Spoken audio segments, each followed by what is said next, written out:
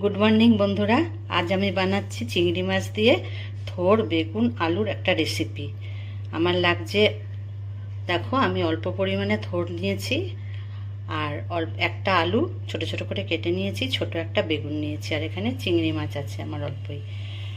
নুন, কালো জিরে, রাঁধুনি, রসুন, আদা আর জিরে, ধনে, হলুদ, লঙ্কা গুঁড়ো, আর নিয়েছি তেল। পুরো রেসিপিটা তোমরা দেখো, আর আমার চ্যানেলটাকে এগিয়ে নিয়ে যাওয়ার জন্য অবশ্যই সাবস্ক্রাইব করো আর লাইক শেয়ার কমেন্ট করো। প্রথমে আমি চিংড়ি মাছটাকে ভেজে নিচ্ছি।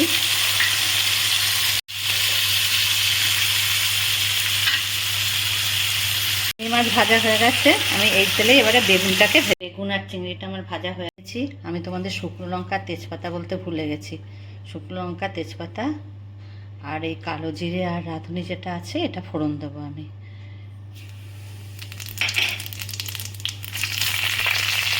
দিয়ে দিলাম রাঁধুনি আর কালো জিরে, একটা সুন্দর গন্ধ বেরিয়েছে। এবারে আমি এতে দিয়ে দেবো আলুটা।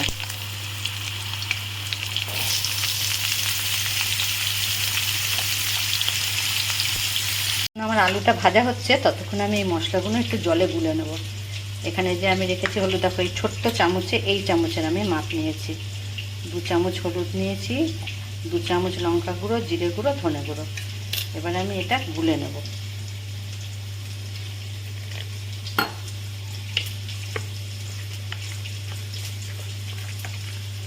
আলুটা ভাজা হয়েছে, এবারে আমি রসুনটা দিয়ে দেবো।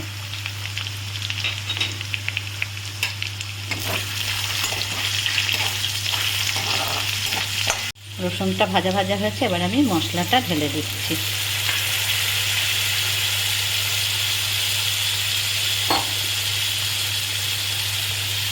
অল্প একটু জল দিয়ে বাটিটা ধুয়ে নিলাম।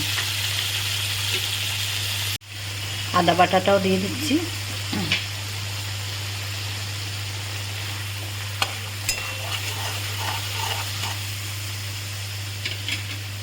এবারে আমি থোড়টাকে দিয়ে দিচ্ছি।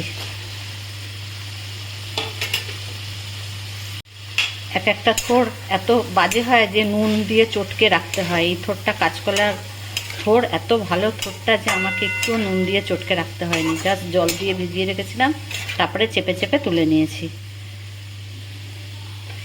এবারে আমি এতে দেব নুন।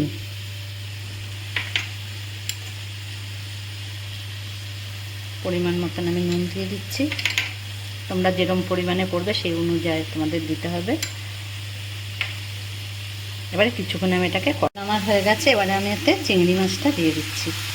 একটু জল করবে, জল দেবো।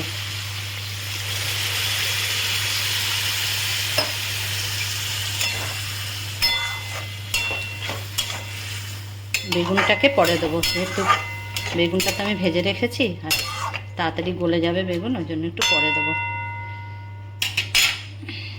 এটা আমি ঢেকে দিচ্ছি।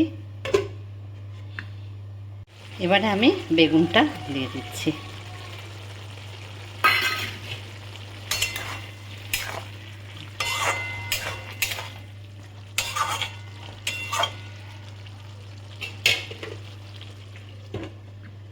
তেজপাতাগুলোকে ফেলে দিলাম, আর একটু মাখা মাখা হবে, তাহলে আমার এটা, আমি একটু মিষ্টি দিচ্ছি।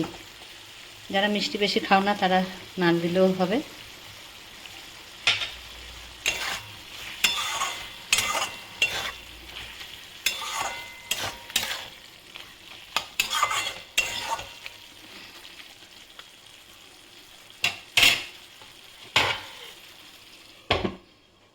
হয়ে গেছে, এবার আমি এটা নামিয়ে নিই। দেখো এটা হয়ে গেছে, আশা করি এটা তোমাদের ভালোই লাগবে।